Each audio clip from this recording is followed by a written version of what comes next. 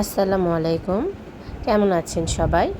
আজকে তো জুম্মার দিন, তো সকালে আমি একটু খিচুড়ি রান্না করে নিয়েছি সবার জন্য।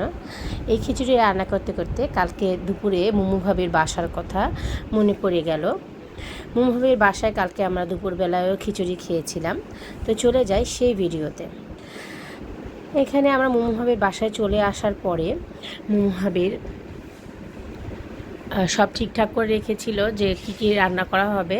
তো ইমিভাবে ওনাকে হেল্প করে দিয়েছে, যেহেতু আমরা যখন মুমু ভাবির বাসায় যাই তখন মুমু ভাবি অনেক ব্যস্ত থাকে এবং ভাবি বসার সময় পায় না আমাদের সাথে গল্প করার।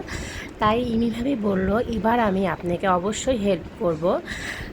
তো মূলত রান্নাটা করেছেন ইমি ভাবি। ওনার হাতের রান্নাটা অনেক সুস্বাদু।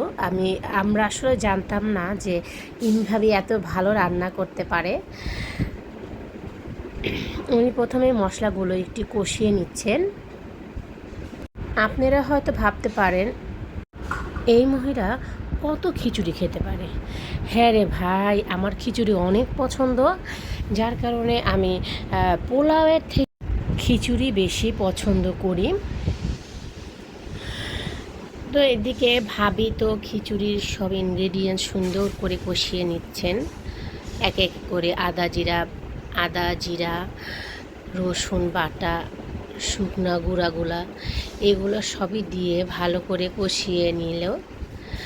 যেহেতু পোলাও চালের খিচুড়ি হবে, ভুনা খিচুড়ি, তাই গরম মশলাও দিয়ে দিচ্ছে। দেখেন কালারটা কত সুন্দর এসেছে।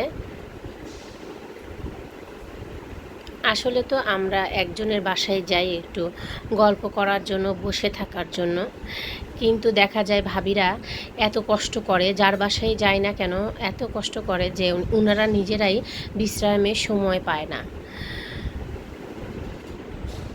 মশলা কষানো হয়ে গেছে, এখন পোলাওয়ের চালগুলো দিয়ে দিচ্ছে। চালগুলো দেওয়ার পরে আবারও উনি ভালো করে এটি কষিয়ে নেবেন। তো কষিয়ে নেওয়ার আগে একটু লবণও দিয়ে নিচ্ছে, যেহেতু মশলার মধ্যে লবণ দেননি।